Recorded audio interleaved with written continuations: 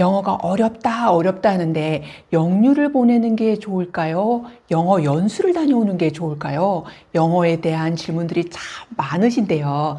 이제 또래보다 비록 영어를 늦게 시작해도 또는 영유 출신이라고 방심하는 분들도 이걸 아셔야 수능의 1등급 그리고 해외 명문대를 위한 SAT 최고 득점을 받을 수가 있는데요. 안녕하세요. 드림맘입니다. 오늘은 영어에 돈 쓰지 마세요 라는 주제로 말씀드리려고 하는데요. 제가 자신 있게 말씀드릴 수 있는 건 우리 아이 영어 신동 만들기 저자이기도 하고 실제 강사였으면서도 제 아이를 영유에도 보내보고 대치동에 빡센 학교를 다녀보기도 하고 해외 명문대를 보내서 졸업하면서 영어라는 거에 대해서 잘못 알았던 점 또 꼭 했으면 하는 이런 방법에 대해서 여러분에게 말씀드리고 싶어서 이 영상을 만들게 되었어요. 그래서 크게 5가지로 여러분의 질문에 답해 드리려고 하는데요. 먼저 첫 번째는 내 아이가 좀 늦었더라도 또래 아이보다 늦은 아이는 어떻게 준비해야 되는지, 그리고 설령 영유를 보냈다고 해도 1등급을 받을 수 없는 아이들, 그런 허점에 대한 것과 어떻게 하면 1등급과 그리고 SAT 최고 득점을 받을 수 있는지, 또 두 번째는 영어를 위해서 해외 연수를 가야 하는지에 대한 그런 궁금증에 대해서 말씀드리고, 세 번째는 문법 공부는 언제쯤 하는 게 가장 적합한지, 그리고 영어 학원은 언제쯤 가는 게 좋을까요? 라는 데 대해서 답을 해드리고요. 그리고 마지막으로 5번째는 꼭 피해야 할 초등, 중등 때의 영어 공부법에 대해서 말씀드릴게요. 첫 번째는 영유를 보내야 할까요? 라는 그런 걱정인데요. 먼저는 수능을 볼 아이라면 굳이 영유를 보낼 필요가 없다는 거죠. 그리고 해외 대학을 생각을 한다면 영유를 보내도 괜찮은데요. 그런데 여기에 함정은 영유를 하면 뭔가 아이들이 영어를 좀 잘할 것 같고 굉장히 영어 점수도 높을 것 같지만 절대로 그렇지가 않아요. 그 함정이 뭐냐면 바로 리딩에서 이제 결정이 되는데요. 이제 여기에 굉장히 난이도가 높기 때문에 일반 문학뿐만 아니라 비문학에서도 다양한 지식을 갖고 있어야 돼서 이 나이에는 독서가 결국에 수능과 SAT의 그 고득점을 결정하게 되는 거거든요.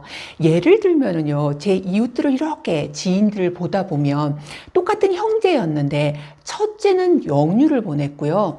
둘째는 이제 초등학교 한 3학년부터 학원을 다니기 시작을 했어요. 그랬는데 확실히 첫째 아이는 영어를 잘할 거라고 생각을 했지만 결국에 물론 굉장히 잘하기는 했어도 연대 의대를 들어갔고, 둘째는 영어 유치원을 가지 않았는데 영어를 꾸준히 하고 그리고 서울대 의대를 들어간 거예요. 그렇다면 영유가 굳이 간다고 해서 수능에 큰 영향을 미치지 않네? 이런 부분을 볼 수 있고요. 다른 아이들에게도 다양한 사례들이 많으나 일단 여러분이 아실 수 있도록 이렇게 설명을 해봤고요. 해외대를 가겠다 할 때는 영유를 다니면 조금 말하기라던가 어떤 환경들이 노출되는 부분이 있으니 거기에 플러스 많은 독서를 하게 되면 도움이 된다는 거고요.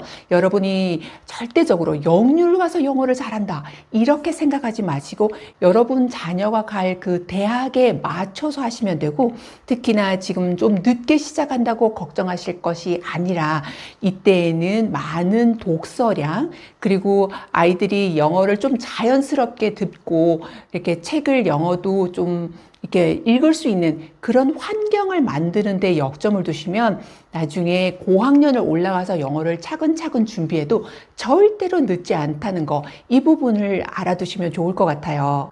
두 번째로 질문하시는 부분이 영어를 위해서 해외 연수가 필요할까요? 라는 건데요. 아니에요. 영어가 어느 정도 준비도 되지 않은 상태에서 영어 연수로 1년을 간다, 이런 게 별로 효과가 없거든요. 그런데 여기에서 누구는 가니까 왠지 안 가면 안 될 것 같고 불안한 부분이 있죠. 그런데 이 1년 가는 그런 어학연수 이런 거는 수능에도 도움이 되지 않고 실제로 해외 대학을 가는데도 별로 도움이 되지 않아요.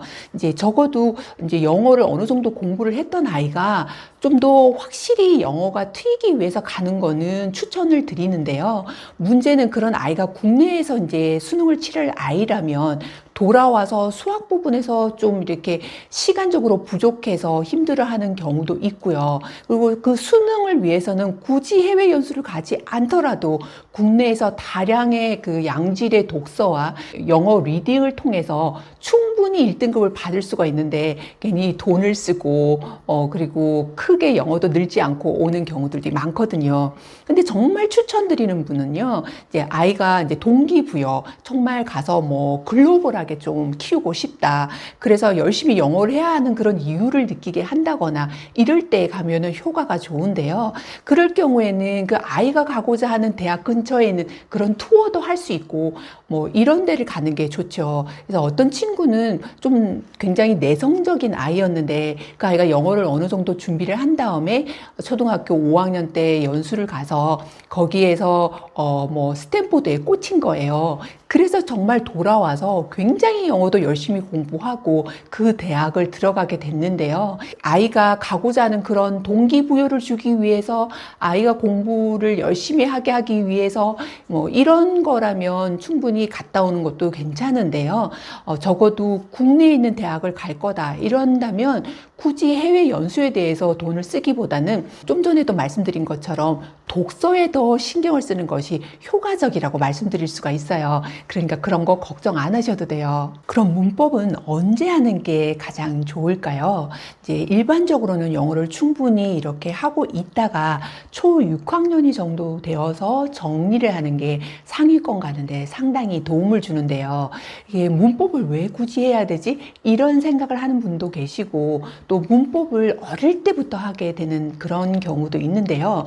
어릴 때부터 하게 되면 영어가 뭐 너무 이렇게 공부 같고 부담이 되고 굉장히 문법이란 자체가 조금 지겹잖아요. 그러니까 이런 걸 안 좋아해질 수도 있기 때문에 당연히 책을 읽다 보면 많은 책을 통해서 우리도 한국말을 하기 때문에 문법이라는 걸 따로 막 하지 않더라도 뭐 어순에 문제가 있거나 이런 게 없는 것처럼 아이가 그렇게 자연스럽게 해 나가다가 중학교, 고등학교 수능을 위해서 간략하게 문법을 정리해 두면 훨씬 중학교 가서 그 용어들이 쉽게 와닿고 부담스럽지 않게 영어를 접근할 수 있고 성적을 올리는데도 상당히 도움이 되거든요. 그래서 어릴 때부터 뭐 미리 문법을 준비한다 이러실 필요는 없지만 좀 가벼운 책으로 이렇게 훑고 지나가시면 아이가 충분히 이 부분이 중학교 가서 많은 도움이 될 테니 초등학교 6학년 때 정리를 하고 가시기를 추천드려요. 그럼 이제 영어 학원은 언제부터 보내는 게 좋을까요? 뭐 딱히 언제다라고 말씀드리기는 그렇지만 충분히 아이가 영어로 많이 놀고 많이 듣고 그리고 뭐 리더스북, 챕터북, 애니메이션을 통해서 영어가 좀 자연스럽게 이렇게 놀이로 충분히 되어 있는 그래서 인풋이 많이 되어 있는 상태라면 그때 뭐 초등학교 3, 4, 5학년 이런 사이에 이제 적절히 보내시게 되면 아이가 충분히 효과를 볼 수 있을 거예요. 근데 아무것도 이렇게 준비되지 않은 상태에서 학원에 바로 보내면은요, 돈 아깝고 시간 아깝고 그렇답니다. 그러니까 학원을 언제 보낼까에 대해서 생각을 하신다면 좀 고학년 때 보내셔도 되고요. 그런데 굳이 뭐 영어를 어릴 때부터 그 수능 1등급이라는 것이 굉장히 어려운 것처럼 느껴져서 막 미리부터 학원을 보내고 돈 쓴다.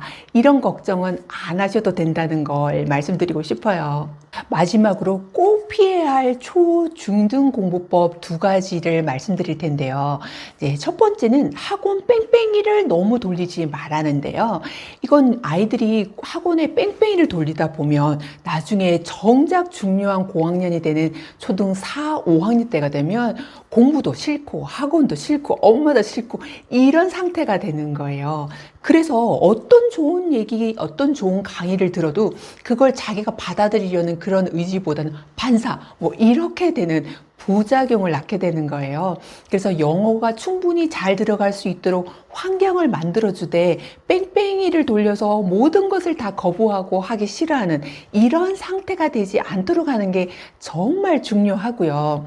그리고 두 번째로는 애매한 원서 읽기예요. 그래서 그 원서를 막 읽고 있어서 아이가 막 이해하는 것 같고 다 아는 것 같고 이렇게 착각에 빠질 수가 있거든요. 그런데 정작 그 내용의 핵심이 뭔지 어떻게 되는지 문제를 풀어보면 우수수하고 틀리게 되는 거예요.